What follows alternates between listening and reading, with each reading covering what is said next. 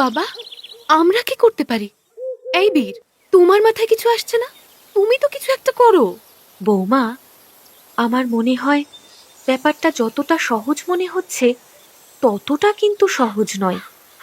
তোমার শ্বশুর মশাই আর বীর অনেক তো ভাবনা চিন্তা করলো, কই কিছুই তো সুরাহা হচ্ছে না। আচ্ছা মা, তুমি আর সোনপরি মিলে কিছু করতে পারো না? কি বলছো বীর? আমরা আমরা কি করে করব?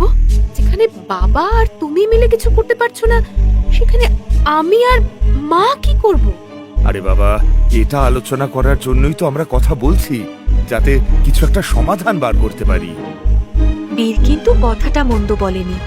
আচ্ছা স্বামী, এতদিন তো তুমি আর বীর মিলে সব সমস্যার সমাধান করেছো।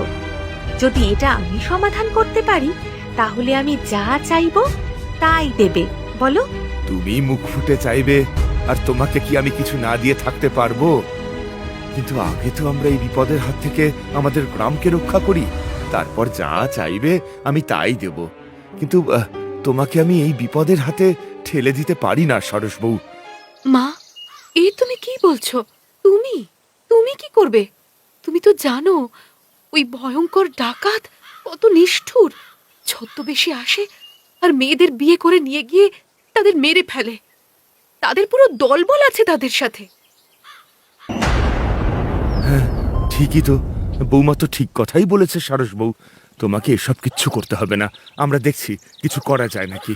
স্বামী, আগে আমার কথাটা তো একবার শোনো। না সারস বউ, আমি তোমাকে বা বৌমাকে এই ঝুঁকি নিতে দেব না, তাতে যাই হয়ে যাক না কেন। বাবা, বাবা, তুমি মায়ের কথাটা তো একবার শোনো, মা কি বলতে চাইছে। আচ্ছা ঠিক আছে, বলো তোমার কি পরিকল্পনা। বেশ কিছুদিন ধরে গৌরগঞ্জ রাজ্যের এক গভীর জঙ্গলে এক ভয়ঙ্কর ডাকাতের দল আস্তানা গেড়েছে আর ভোলা ভালা মেয়েদেরকে টাকার লোভ দেখিয়ে ছদ্মবেশে এসে বিয়ে করে নিয়ে যাচ্ছে। তারপর সেই মেয়ের বাপের সমস্ত সম্পত্তি ছিনিয়ে নিয়ে মেয়েটিকে হত্যা করছে।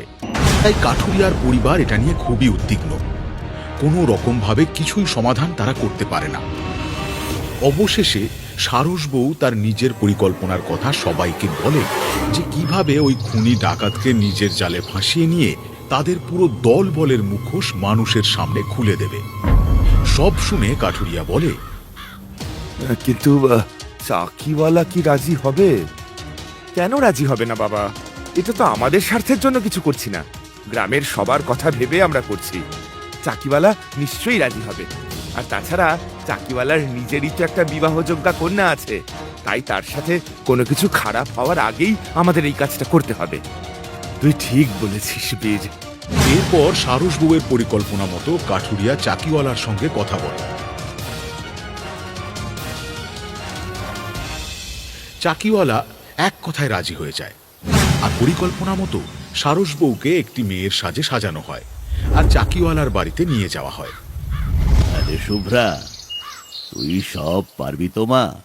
হ্যাঁ কাকা, নিশ্চয়ই পারবো। আর তাছাড়া স্বামী তো আছে, আমার কোনো বিপদ হলেই উনি চলে আসবেন। আর আমার বীর আছে, ওদের জন্যই তো আমি এতটা সাহস পেলাম।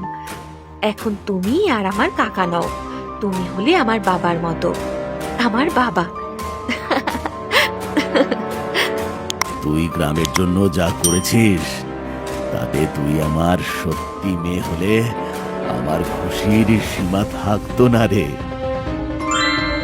আমি তো তোমারই মেয়ে গো কাকা। চাকিওয়ালা ঘটক ধরে সেই খুনি ডাকাতকে খবর দেয় যে তার মেয়ের বিবাহের জন্য তারা পাত্র খুঁজছে, আর খবর দেওয়ার পরের দিনই সেই পাত্র এসে হাজির হয় চাকিওয়ালার বাড়িতে।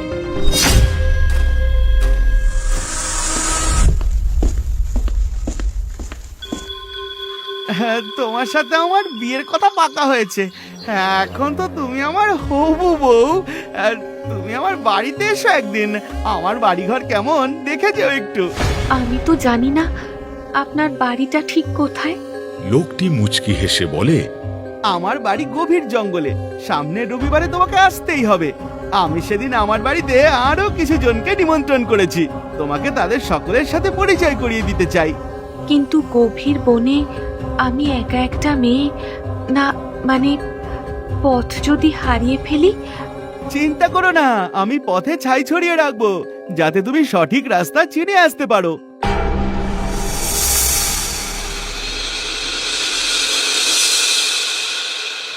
রবিবারে সারস বউ যখন বেরোতে যাবে তখন তার মনে বড় ভয় হলো।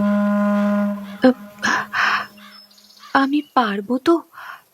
বড় মুখ করে তো বলে ফেললাম, কিন্তু সত্যি সত্যি যদি কোনো বিপদ।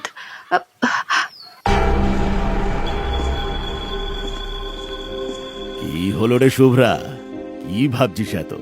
এবার তো যা, না হলে দেরি হয়ে যাবে তো। হ্যাঁ গো কাকা, যাবো তো, কিন্তু আমার এমন ভয় লাগছে কেন? কোনোদিন তো এমন হয় না।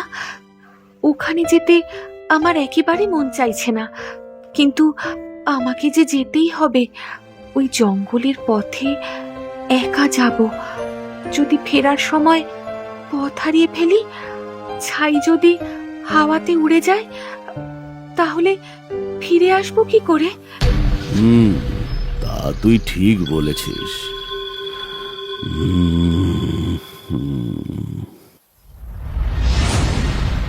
কি করা যায়, কি করা যায়? আচ্ছা দাঁড়া, আসছি আমি।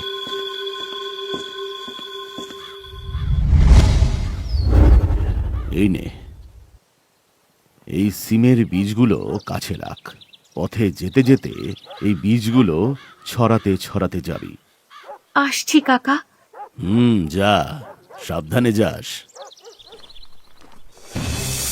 সারস বউ বাড়ি থেকে বেরিয়ে পড়ল, আর বনের পথে ঢোকার মুখেই দেখতে পেল ছাই দিয়ে পথচিহ্ন করা আছে।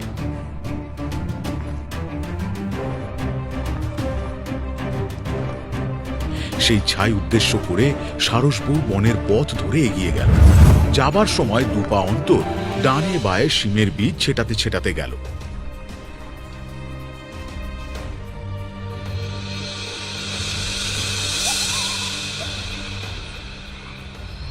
প্রায় সারা দিন পথ চলে বনের ঠিক মাঝখানে এসে হাজির হলো সারস বউ। সেখানে প্রায় রাতের মতোই অন্ধকার, চারিদিকে ফাঁকা শুনশান, শুধুমাত্র একটি পুরনো বাড়ি ছাড়া আর কিচ্ছু নেই। এই কেমন জায়গা?